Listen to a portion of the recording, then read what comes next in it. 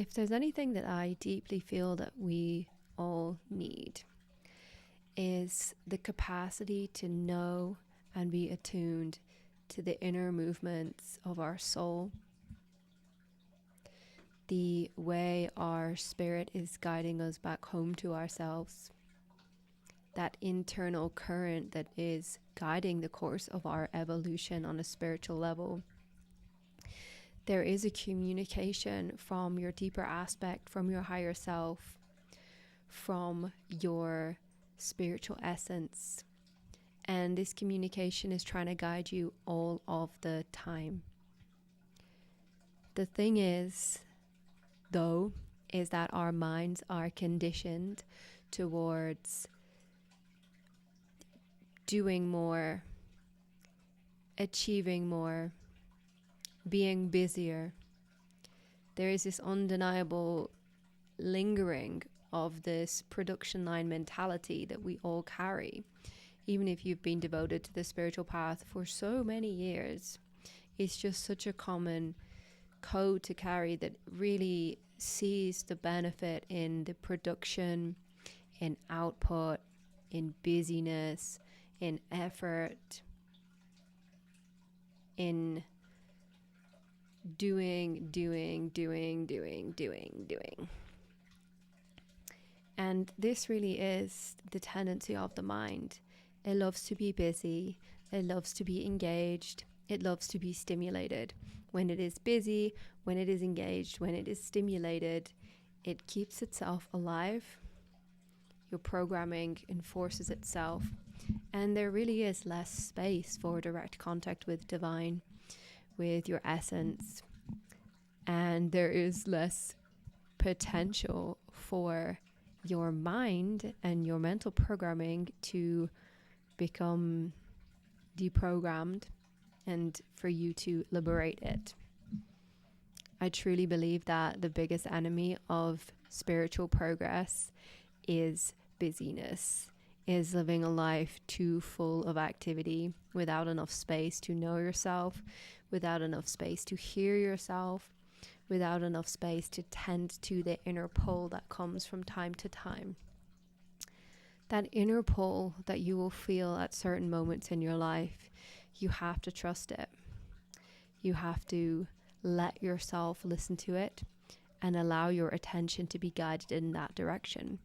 This is why I'm not a huge advocate of saying, this is the one way, this is the one path, this is the one practice that you can do, and you just need to do it all of the time. Or if you do this, and this, you're going to achieve the liberation of your consciousness that way. What I actually believe is that there is an intelligence that is guiding you. We all have our own infinite intelligence, and what is required for you to realize your infinite nature, for you to emanate your truest essence, for you to liberate yourself from your pain, from your suffering, from your conditioning, what is required is different for every single soul. There's different levels of density and conditionings and trauma that we have chosen to, on a soul level anyway, that we have chosen to overcome, that we have chosen to work with the mirror of in order to know ourselves more fully. And there is no one path for everybody. The only path, in my opinion, is to learn how to be in communication with your true nature, to learn how to feel, to know, to listen, to attune, and to let the calibration that wants to happen for you to happen. So it is so important that you do whatever you can in your power to have sovereignty in your energy and your time and your space, so you can have enough space to be present to your own soul and your own inner pulls, so you can listen to them. And this world is a big mirror for us to see what we're believing, what we're choosing, what we're subscribing to. And if you don't feel free to honor your soul, to listen and to have space, then make some adjustments. It's really as simple as that. I obviously have compassion and understanding, and I see you if you feel that you are not free. However, I also want to hold this vision and remind you that you can become free if you choose it and you do the work to become free. Everybody who experiences themselves as completely sovereign or free were once a being who struggled with the non-freedom that they were experiencing.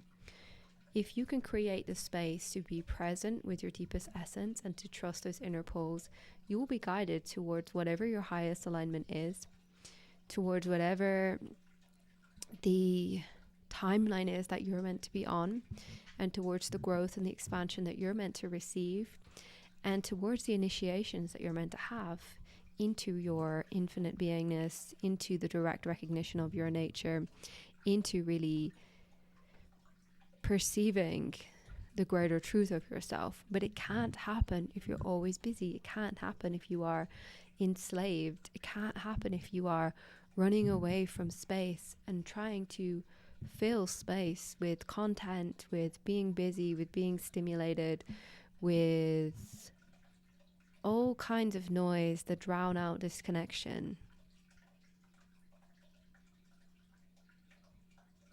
When things aren't going well in your life, you have to ask yourself, am I giving myself the space to feel and to know and to attune? Am I trusting the pulls of my soul, or am I not? And if things aren't going well, the first step should be to take space, take an hour out, take half an hour out, take a day out, go offline.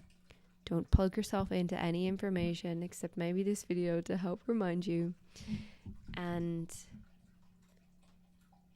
feel what your pulls are. Feel what your soul is saying and go within. Let yourself follow that pull. What happens when you follow the pull is that you are being drawn to put your attention on a certain area of yourself internally, energetically. And wherever you put your attention is where your energy flows. So when you allow yourself to put your attention in this area, what is going to open up is more of whatever that aspect of you is that you're putting your attention on. And within that, there's often a natural release and a purification of emotions that happens as you are increasing the vibration and the space that this essence of you is occupying. And these other frequencies that are contradictory to that and non-harmonious with it get a chance to be released, get a chance to be freed. The next thing is obviously being obedient to these pulls, because sometimes the pulls of the soul are inconvenient to what your mind thinks it needs. They're inconvenient to the ego. They're inconvenient to the paradigm that you're trying to keep intact, that you're trying to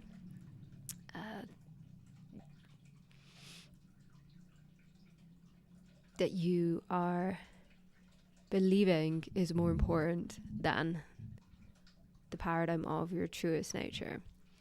It's usually the battle between the illusion and truth within ourselves, and you have more loyalty towards your illusion and less towards the truth, and you're letting that win.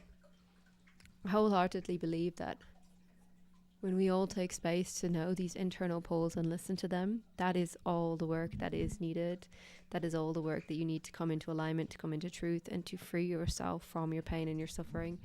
But the thing is, will you listen? Will you let it happen? Will you go and trust that pull right now?